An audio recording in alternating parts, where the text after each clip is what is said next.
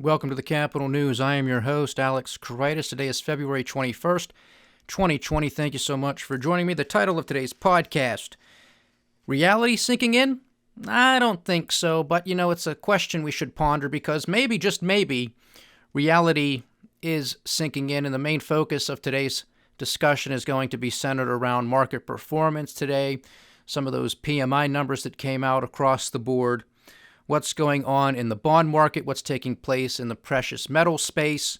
All of these questions need to be asked and answered. We talked yesterday about a potential dollar doom loop that we are very likely in the midst of, and we talked about the serious negative ramifications that that's likely to create globally. This is just sort of the natural ebb and flow of things, folks. This is not something that I don't think, anyway, is some sort of sinister plot. This is just what's going to take place. I mean, you're looking at the best girl at the dance, the best looking house in a bad neighborhood, that type of situation. Everything is relative. Where are you going to invest your money? Where are you going to find safe haven assets? What are you going to do? And that's sort of the juxtaposition, I guess you say, or the gist, rather, of really the dollar doom loop discussion that we had here yesterday. We've had it before. We're going to have it again probably a little bit today because everything is interconnected. I really think that this is going to be playing out for the foreseeable future, and it is going to have some big consequences and ramifications that are going to ripple the world over. So some of the market performance, we have U.S. stocks amazingly down. Once again, we have the Dow Jones Industrial Average giving back 224 points, down nearly 0.8%. The S&P 500 gave back 36, losing over 1%. The Nasdaq 100 gave back 182 points, down 1.9% for the day. The Japanese markets gave back 0.5%. Over in the UK, they gave back 1/3. Germans gave back 0.8. The French, the Italians, and the Spaniards all gave back about 1% on the trading session. Now, here in the United States, U.S. service sector activity falls for the first time in 4 years. U.S. services PMI dropped to 49.4 in February from 53.4 in the previous month and well below market expectations of 53. Remember, 50 is break even, above is expansion, below is contraction. February 49.4, and this is in the service sector. The reading pointed to the first contraction in the services sector since February of 2016, as new business declined at a record pace. Also, new export orders dropped amid concerns about the impact of the coronavirus outbreak. On a more positive note, business confidence was the strongest since last June. Now, we'll see how long that persists, because I think the markets, at least over the past couple of days, are kind of getting the idea that maybe, just maybe, the crackheads on Wall Street and the idiots manning the printing presses in the world's central banks are not scientists. They're not virologists. They're not microbiologists. They're not epidemiologists. So their interpretation, their analysis of this coronavirus might just be wrong. And maybe, just maybe, the concerns of the microbiologists and the virologists and the epidemiologists, maybe they're going to be proven correct, or at least more so than what Wall Street and other investors think. And I think that happens to be the case. If I have to side when it comes to the analysis of something that has to deal with something scientific and medical, I am going to side with the scientists and the medical profession above and beyond the crackheads on Wall Street and the idiots manning the printing presses. It's a no-brainer. It is a no-brainer. But we live in the world of Oz, so that's why these markets have continued to melt up to the degree in which they have. When you have Apple coming out, negative forward guidance, take off. Puma comes out, negative forward guidance, take off 8%. Same thing with Adidas, and the list goes on and on and on. That's in the services front. U.S. factory activity growth, lowest in 6 months. U.S. manufacturing PMI fell to 50.8 in February, down from 51.5 in January. which was basically what was the market expectation as well at 51.5, but we got a reading at 50.8. So still expanding, but at a slower pace. And this is still for the month of February. We still haven't seen the full kick-in of the coronavirus, which is really through going to be the entirety of February. We know that it's going to continue into March. That's just in China. Now we know that there are increased cases really around the world, but particularly in South Korea, which is worrisome, and in Japan. We also have patients who have tested positive for coronavirus who have now been flown back into the United States. So we're going to see how well this plays out. And of course, you have cases that are taking place in the Middle East and in Africa. And we were told today by the World Health Organization that the window to contain this COVID-19 from really turning into a global pandemic, the window to contain this is narrowing. And that makes a whole bunch of sense to me. Maybe, just maybe, the markets are starting to say, well, you know what, we might have gotten this wrong with this continuation of a melt-up. But you know what's really going to tell the story, I think, anyways, is some little more follow-through next week. If these markets come rushing back, because who knows what the headline's going to be over the weekend. Somebody might claim that this thing is cured. The markets don't care. The algorithms don't care. If that's the headline, that's what they're going to run with. Okay? So that's why the title of today's episode is Reality Sinking In, because it's relevant to the discussion that we've been having here for months. I mean, we could almost make every day that title, is reality sinking in. And it's either going to be yes or no. So time will tell, but sooner or later, it will sink in. Over in Germany, we have German manufacturing PMI beating above forecasts. So we have German manufacturing increased to 47.8 in February from 45.3 in January, and beating market expectations of a reading of 44.8. So Germany, 47.8. Still in contraction, most definitely still in contraction, well below 50, but it did beat expectations. Now we'll see how long-lived this is going to be. This might have been just a short-term boost because of how slow they have been for the past year. But now once you have this coronavirus taking pace, it's not going to be good for Germany. It's not going to be good for everybody. We've been talking about this here for weeks. It's not going to be good. Here on the domestic front, how timely, once again, we are here at the Capital News, the U.S. 30-year bond. The yield drops to an all-time low, a record low of 1.892%. 1.892% on the 30-year bond. Makes no sense whatsoever unless you pay attention to this podcast and you understand what's really taking place in the global economy. Let's just call it 1.9% for the sake of argument. Below inflation, which we talked about the other day, the entire yield curve, the Treasury curve, is yielding less than inflation. You are guaranteed to lose money. You understand what this means, folks. I mean, if you were to hold a 30-year bond to maturity, one, you're guaranteed to lose money, but all you're going to get is 1.9%. There's a lot of risk involved in sending your money away for 30 years, and that's all you're going to be compensated. This is further divergence between what global equities, and in particular U.S. equities, are telling us versus what the bond market is telling us. And the bond market is much bigger, much more sophisticated, much more liquidity. It's the big fish. Now, maybe the bond market's wrong. Maybe the stock market has it right. That's typically not the case. Usually, cooler heads prevail, and reality sinks in within the bond market before it does the equity market. But that's why we have these huge divergences, because the stock market's saying, oh yeah, future growth is going to be booming, baby. No problems on the horizon. Forget everything that's taking place. Forget coronavirus. Forget the trillion-dollar deficits. Forget the trade war. Forget the locust swarms. Forget everything. Forget the supply chain disruptions, the demand shocks. Forget the amounts of debt that exist at the household level, the corporate level, the government level, central banks. Forget it. Prime time. Up, up, and away. And then you have the bond market that says, Hold your horses there, Willie. I don't think it's going to happen. Not even close. Not even close. And don't kid yourself, folks. There's bubbles in both. There's bubbles in both markets. So they can both implode, explode, whatever you want to say. And they likely will.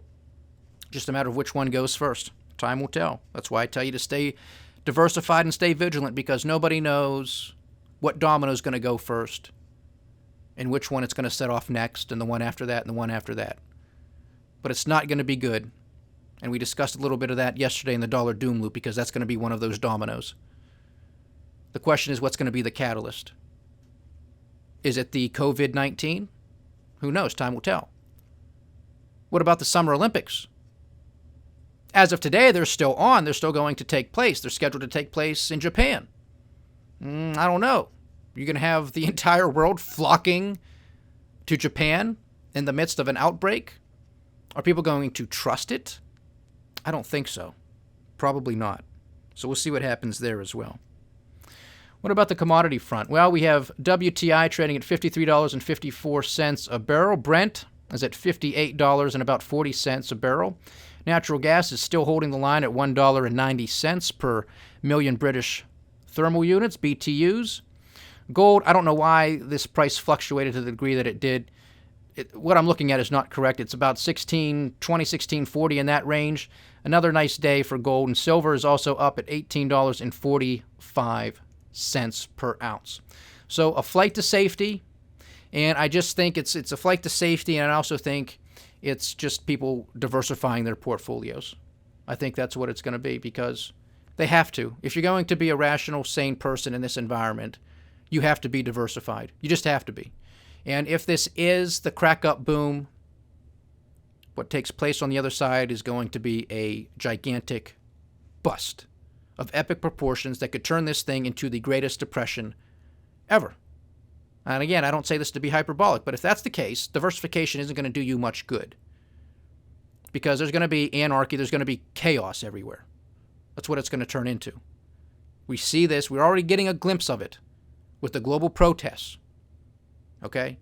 This stuff continues. It is not going to blow over well at all. The financial stress right now that exists within the entire system, and really right now focused in on China and in Hong Kong. These countries are so levered to the hilt, it's not even funny. $40 trillion in China, and I don't know the numbers off the top of my head when it comes to Hong Kong, but Hong Kong has their currency pegged to the US dollar. Okay? That peg has maintained itself, if you will, for I think about 30, 40 years or so. Okay? And the reason a country might peg its currency to another country's currency is to give that nation some credibility. Okay, so say, for example, we have Hong Kong, right?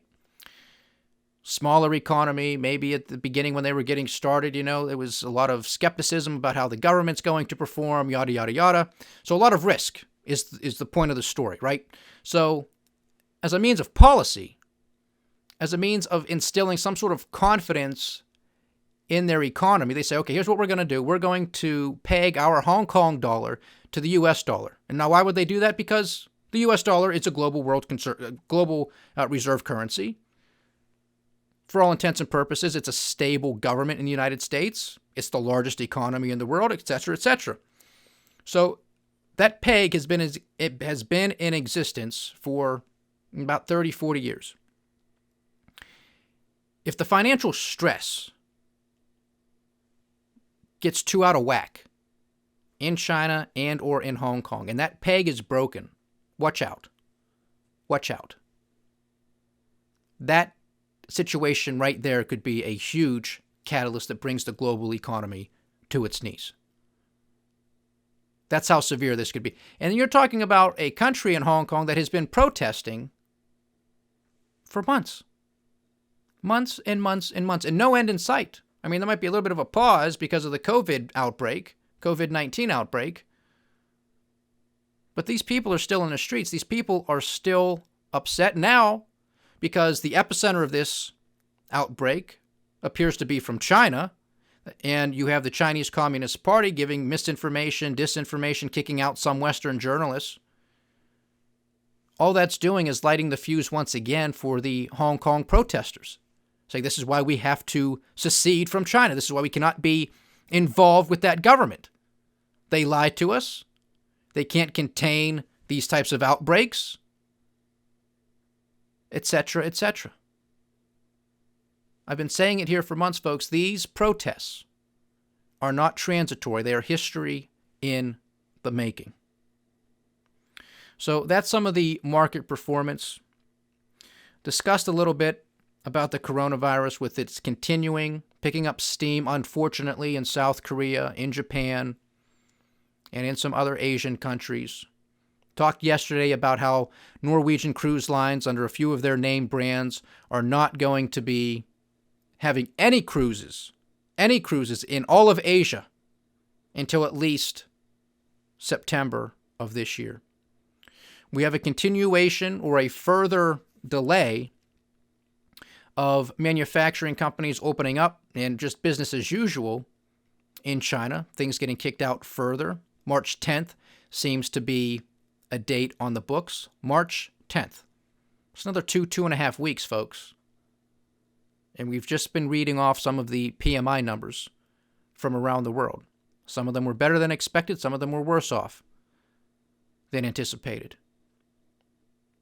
We have the cash freight index that came out, and I've been saying here consistently for the past few months, I said I am going to be looking at the cash freight index as a very strong leading indicator in how it performs over the first quarter of this year to make a determination as to whether or not this country is going to find itself in recession. And right now we have a continuation of a downward trend on a year-over-year basis. Once again, I think the 13th or 14th month now. Because last year we kept saying, okay, well, and we were in agreement with what the analysis that was coming from Cash Freight itself in their report in regards to having a very high bar, very high threshold to beat on a year-over-year basis from last year because there was such growth that took place in 2018 because you had all of that stimulus, all of that juice making its way through the market via the tax cuts, the deregulations, and then some companies wanting to get ahead of a potential trade war igniting. So there was an inventory build. So you had a whole bunch of trade and a whole bunch of traveling going on, and that's what the cash freight index monitors, right? So it was easy to have a negative year-over-year reading because you had such a high bar the year prior. But now it's continuing. It's continuing. We've had deterioration last year, and it looks like that deterioration is continuing thus far in 2020. And in fact, some of the numbers were so bad for the month of January that we haven't seen these readings, we haven't seen these lows since the Great Recession.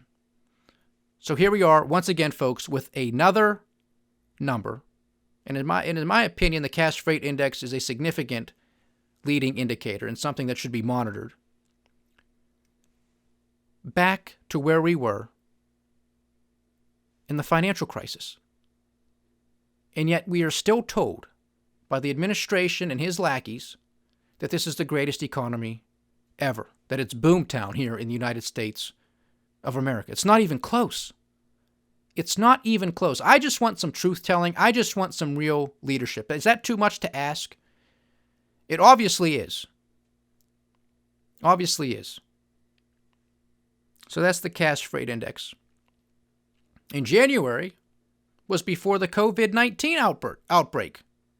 So, I mean, what do you think is going to take place when February's numbers come out in the middle of March? And how bad do you think March's numbers are going to be when they come out in April? And then you're going to have, obviously, at the end of March, you're going to have the first quarter locked in the books. So what are we going to see with global GDP when those numbers come out end of April? Is the market just going to shrug it off? The stock's just going to continue to go up? Are they going to anticipate some sort of V-shaped recovery that everybody in quarantine is just waiting on pins and needles to go out and buy another iPhone or to buy a vehicle? They're just waiting to jump out there and do it? I have my doubts and reservations. That doesn't mean I'm wrong or doesn't mean I'm right. Who knows what the market's going to do? Who knows to what degree because we know what central banks are going to do. We know they're going to print money. We know they're going to lower interest rates because that's already what they're doing. So the question is, to what degree? Will Jay Powell take the cue from Donald Trump? Okay, he's been squawking and squeaking for, months on end here. I want negative interest rates. Is the Federal Reserve going to cave into that? I certainly hope not. Because the financial system in Japan is in ruin. The financial system in Europe is in dire straits, and it's headed to ruin. I guess we should bring that here as well. That's what the president wants. He's not going to tell you that. He's going to say he wants the money. He's not going to educate people on what that means. I don't even know if he fully understands it, or if he's just looking out for his personal real estate interest because he's the king of debt and he owes people and banks and financial institutions a lot of money. And he says, well, it's going to help me out in the long run. I'll be out of here. I don't care about the people. I hope that's not his logic or reasoning, but he is completely misguided to even utter such words. That he is a proponent in calling for negative interest rates here. And this audience, especially if you've been with me for a while, knows how detrimental negative interest rates will be to this system.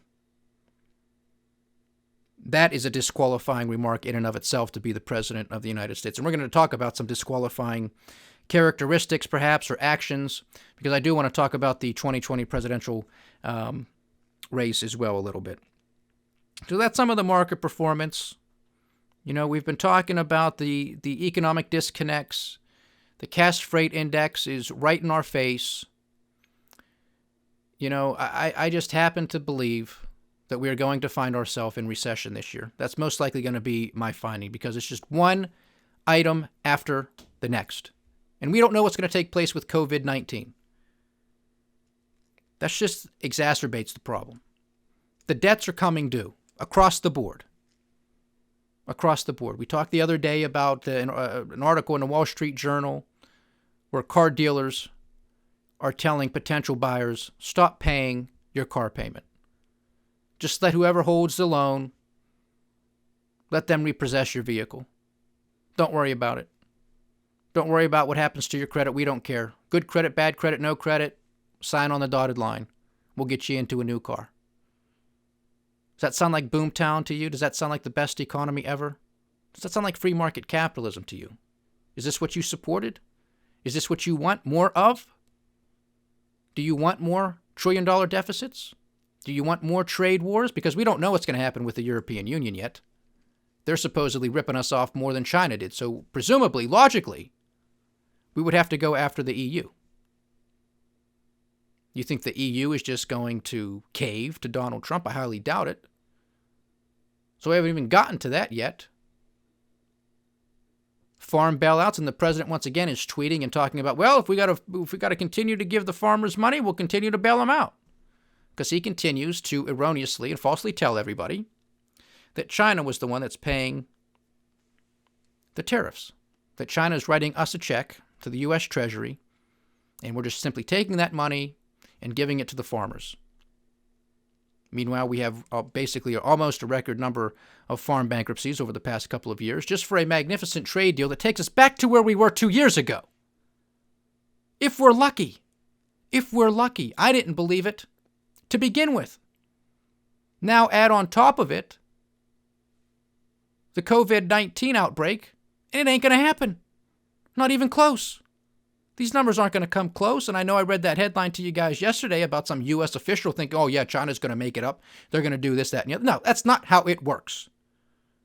That's not how it works.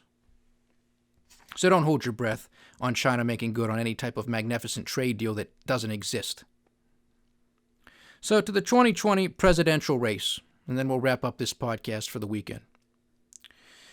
Again, in that heated exchange between Senator Elizabeth Warren and former mayor of New York City, Michael Bloomberg, on the stage in Las Vegas the other evening, in regards to Elizabeth Warren attacking Bloomberg in regards to some non-disclosure agreements, some NDAs, that have pertained maybe specifically to Michael Bloomberg being a named party in one of these NDAs or one of these cases, or just Bloomberg, the company, right? Because he named his company after himself as well.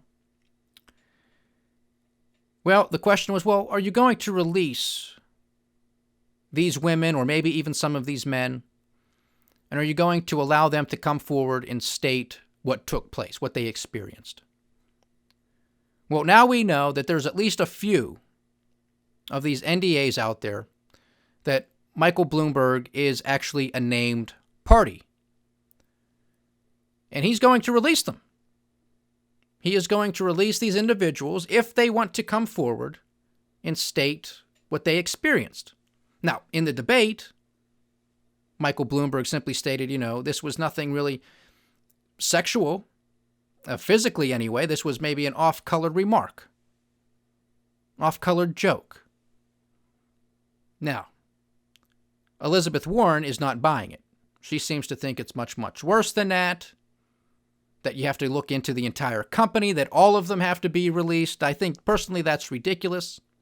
She also makes the claim that this and this alone, without even knowing the full facts of the case, this and this alone is disqualifying for Michael Bloomberg to become the president. However, when she was asked in a recent town hall on CNN by Aaron Burnett about this, she said, well, you also stated, Senator, that you were going to back the Democratic nominee for president, no matter who that might be. So would you back Bloomberg if he becomes the Democratic nominee? And she said she would. She would. Because she looks at him as sort of the lesser of two evils when it becomes Bloomberg versus Donald Trump. So on one hand, these NDAs and what was alleged is disqualifying in and of itself. Without even knowing all of the facts, it's a disqualifying event. But if somehow Bloomberg becomes the Democratic nominee, she will still support him because he is the lesser of two evils when it comes down to Bloomberg versus Trump. Now, my question to this audience is, do you think that these actions are disqualifying to become the president of the United States? Now, you have to ask yourself this, especially if you're somebody who voted for Donald Trump. I voted for Donald Trump. And we know his personal shortcomings. We know his moral flaws, if you will. But there he is, sitting behind the Resolute desk in the Oval Office at 1600 Pennsylvania Avenue. And a lot of people are more than willing to give him another 4 years at it. Is that a disqualifying characteristic to you? Do you expect your president to be a perfect man or woman? I just don't get it with these off-color jokes, off-color remarks. Is everybody that sensitive to everything? I mean, I don't know the extent of it. Maybe it was bad. We don't know yet. But is that how thin-skinned everybody is, so you can't take a joke? Did anybody ever call somebody a bad name? Anybody ever make one of these off-color remarks or jokes? Anybody ever listen to a comedy or a comedian making racy statements or off-color jokes? Did you laugh at them? I mean, who are these perfect people? I don't know where they are. I don't know where they are. What about the policies that these people are engaged in? Maybe some of the philanthropy that these people are engaged in. Does that mean anything, or is it just this one thing is completely disqualifying? Well, that's what Senator Warren would have you believe. Now, a lot of this is political, obviously, because we did some of this analysis the other day. She was trying to get Bernie voters. She was trying to go into Bernie's lane. Ain't going to happen. Why would somebody want a copy when they can have the original? He's still there. He's still kicking. They're not going to go to you, Senator Warren. It's not going to happen. And now, months and months later, I guess she got kicked in the head and finally understands, I'm not going to get Bernie's voters. Now I got to go fight for everybody else's. Little bit too late. Because she didn't walk away with any type of victory in Iowa. She didn't walk away with any type of victory out of New Hampshire. She's unlikely to walk away with any type of victory in the Nevada caucus this weekend or in the South Carolina primary taking place next week. So she's basically trying to she's a wounded animal. So that makes her dangerous. And she wants to be the president. She's fighting for it. These are the last grasps of air that she's taking. And she's got to swing up. And she's got to make noise. And she's got to try to raise money. And she's got to try to get as much media attention as she possibly can. And this is one way to go about it. So does she, in her heart of hearts, really think that this is a disqualifying event? We don't know. We don't know, but I think it's ridiculous for her to say so, this in and of itself. Now, again, we don't know the severity of these issues, but I don't think Mayor Bloomberg would release some of these things if they were really damning and damaging to the degree of it being something like Donald Trump, right? Donald Trump is the Teflon Don. Michael Bloomberg and some others, maybe because we live in this Trump era, maybe you can skate and skirt a little bit because, well, look what you got in there. You can't blame me. Look what we have in there, right? I mean, that is a relevant argument. That could be made. That could be justified. Doesn't make it right. But when you're comparing apples to apples, get what I'm saying here. The other thing that sort of upsets me with Elizabeth Warren making these statements that this in of itself, without knowing the entire story, is a disqualifying characteristic. What about all of the poor decisions that have been made by previous candidates running for president and presidents themselves, especially in regards to military intervention? Sending our men and women into countries we have no business being in. Is that a disqualifying action? Is that a disqualifying decision? When we send our men and women over to other countries to meddle in their affairs when we shouldn't be there at all? When our men and women come home in flag-draped coffins? When they come home wounded, not just physically, but mentally? What about all of the innocent men and women that we kill because of decisions that were made by presidents here in this country and other politicians to authorize certain attacks? Oops, it was a mistake. Collateral damage. Towns destroyed, homes destroyed, villages destroyed, livelihoods destroyed. People in other countries killed, injured physically, mentally as well, psychologically, turned into refugees. Is that disqualifying, or is that perfectly A-OK, Senator? I'd like an answer to that question. Or is an off-color joke really that concerning? You know, we're in the midst here of the Me Too movement, whatever you want to call it, whatever it is. You know, I would just caution people out there, the pendulum can swing too far to the other side. The pendulum can swing too far to the other side, and it can do just as much damage on the other side as it already has on the other side. All right, and we've talked about that before. I don't want to go down that rabbit hole again. But I'm just sick and tired of all of these petty arguments, these types of jokes, these types of statements, the political correctness of everything. This is another reason why Donald Trump is the president, right?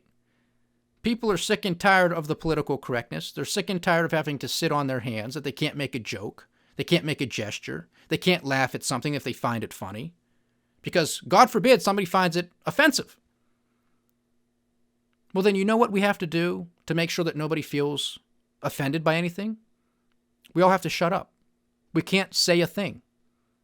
And I don't even know if we can do anything either, because what we do, our actions could be offensive to somebody too.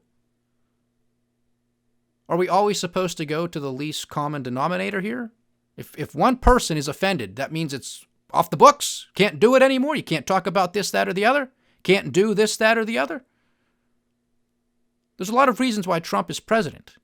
This is one of them. And the Democrats apparently have learned nothing about it.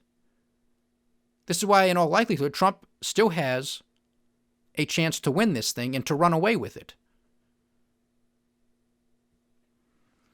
We're going to find out. I mean, from now until the first week of November is an eternity away. I mean, I remember just last month we were doing a podcast titled, It's Only January. It's only January. That's when we were talking about the U.S. attacks on Iran, the Iranians responding in kind. I think a little bit of the outbreak, right? Then we had some of the locust stuff, and we had the stock market doing what it was doing, and the bond market. I mean, it was just one thing after the other. We said, it's only January. Now it's only February, and the hits just keep on coming. They just keep on coming. So by the time we get to November, who knows what's going to take place? The impeachment. Yeah, that's right. The impeachment. You almost forget about the impeachment. The impeachment, the investigation, everything. And now we're only a week away from March. Unbelievable. But all right, it is Friday. Enjoy your weekend. We'll see what happens over the weekend as to whether or not I'll do a week ahead segment. If there's some breaking news, obviously I'll do my best to do a week ahead segment and discuss that. But for right now, expect to hear back from me on Monday. Enjoy your weekend, and we'll catch you here next week. Stay diversified, stay vigilant, and stay with the Kapital News. I am Alex Kreitis. Godspeed.